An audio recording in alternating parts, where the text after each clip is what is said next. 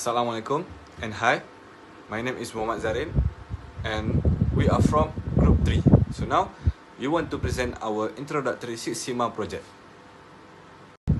So here are our team members.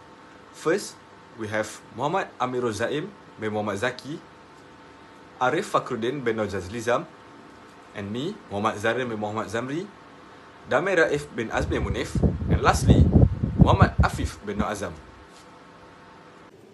This project is aligned with Sustainable Development Goal 3, which focus on ensuring good health and well-being for all. One of the key targets of SDG 3 is to reduce preventable disease and deaths by improving healthcare quality, strengthening patient safety, and implementing effective infection prevention and control practice, also known as IPC. Despite global effort, poor hygiene and weak infection control remain serious challenge, especially in healthcare settings. According to the World Health Organization, healthcare associated infection affect millions of patients worldwide every year. This infection often result from inadequate hand hygiene, improper use of personal protective equipment, and inconsistent compliance with IPC guidelines. As a result, patients face higher health risks, hospitals experience longer patient stay, and healthcare systems are placed under increased pressure. To address this issue, this project applies the Six Sigma DMAIC methodology with a specific focus on the define and measure phase. The purpose is not to implement solution at this stage, but to analyze current hygiene and infection control process, identify weakness, critical failure point, and performance gaps that contribute to the infection risk. By using a structured data-driven approach, this project supports the goal of safer, more efficient, and sustainable healthcare system while directly contributing to the objective of the SDG 3.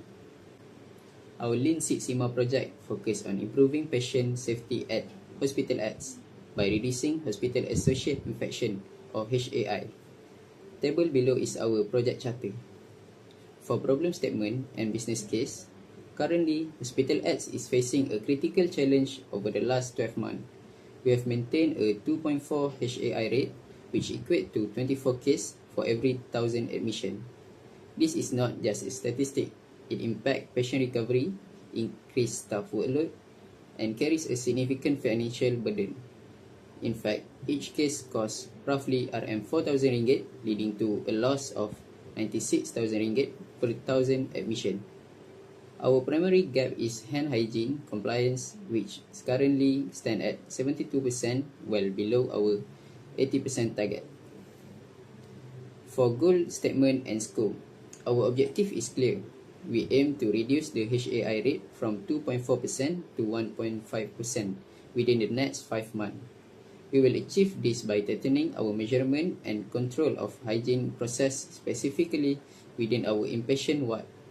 To keep this project focused, our in-scope are: we are evaluating staff hand hygiene, mapping current infection control process, and collecting baseline performance data. Besides, the outscope are: we are not looking at the new technology, policy change, or outpatient facilities at this stage. We are focusing on optimizing our existing human process. We are moving through the DMAIC framework. As you can see from our timeline, we have been highly efficient, completing our phase ahead of the planned schedule. We wrap up the improved phase in April and are on track to finalize the control phase by May 25, 2026. This effort is led by Arief FAKHRUDDIN, which is me, and a dedicated team of 4 members, each committing 20% of their time to ensure this project success and align with SDG 3. So, we are not just saving the hospital money, we are saving lives and ensuring Hospital Acts remain a trusted environment for patient care. So how does the problem impact communities' equity, inclusivity, and quality of life? First of all, it's going to reduce quality of life for patients as healthcare-associated infections lead to prolonged illness, pain, and delayed recovery. Second is going to increase risk to vulnerable populations including the elderly, children, patients, and those with chronic illnesses, resulting in widening health outcome gaps. Third is health inequality among low-income communities, where patients may lack access to alternative healthcare options and are more affected by extended hospital stays and additional costs. What are the financial implications, including costs, benefits, and economic growth opportunities? First is increased direct medical costs due to additional treatments, medication, lab tests, and extended hospital stays for infected patients. Second is higher operational costs resulting from increased use of medical supplies, isolation facilities, and staff overtime. Third is potential legal and compensation costs arising from patient safety complaints or litigation. Okay, now we move on to the sustainability. For sustainability, poor hygiene and infection control led to inefficient use of resources in healthcare facilities. When hygiene practices are inadequate, hospitals tend to overuse PPE, disinfectants, and cleaning materials due to repeated infection outbreaks and frequent recleaning. This also results in increased waste generation, including medical waste and chemical waste from disinfectants. The excessive disposal of single-use PPE contributes to environmental pollution and places pressure on waste management system. Over time, these practices prevent healthcare facilities from operating sustainably and negatively affect long-term environmental health. In terms of health and safety, poor hygiene significantly increases the risk of healthcare-associated infection among patients. This infection can spread easily within healthcare environment and delay patient recovery. Healthcare workers are also exposed to greater risk due to inadequate infection control and improper use of PPE, increasing their exposure to harmful bacteria and viruses. Patients are more vulnerable to infection, especially those with weakened immune system, leading to longer recovery time and more severe health outcomes. Overall, this risk negatively affect human well-being by compromising patient safety, increasing staff illness, and placing additional strains on healthcare system. In evaluating the legal framework, we analyze the compliance risk associated with poor hygiene and infection control. Currently, inconsistent cleaning processes expose the organization to serious legal liabilities. Our research highlights that these failures directly violate the Occupational Safety and Health Act, which mandates a safe working environment free from biohazards. Furthermore, failing to control infections breaches the Prevention and Control of Infectious Disease Act. This isn't just about cleanliness, it is about meeting statutory regulations.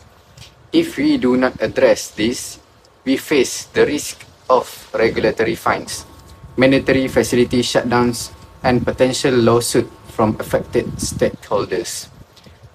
Our Six Sigma solution introduces standardized SOPs that serve as proof of compliance.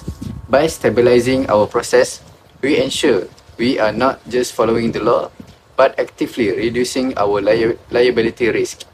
This moves us from a state of legal vulnerability to one of full regulatory assurance.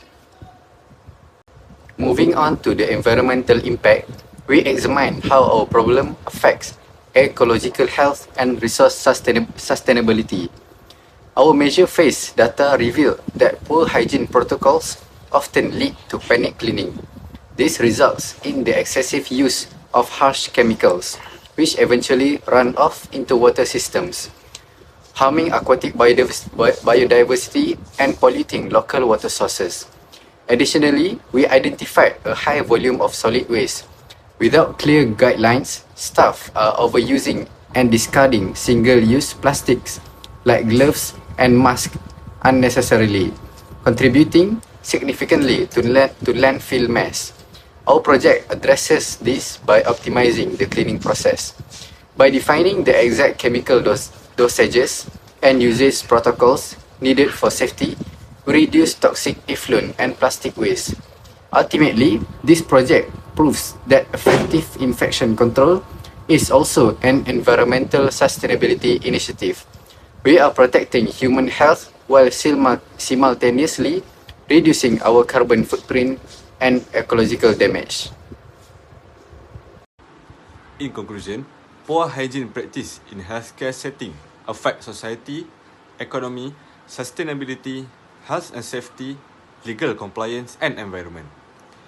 Healthcare-associated infections reduce patients' quality of life and widen health inequities, increase operational and medical costs, and expose healthcare workers to significant risk. They also lead to excessive resource use, environmental pollution, and potential legal consequences. The Six Sigma project provides a systematic solution by standardizing hygiene and infection control process, reducing variability, minimizing waste, ensuring legal compliance, and improving patient and staff safety. Overall, the project supports better health outcomes, cost efficiency, and long-term environmental and organization sustainability. Thank you.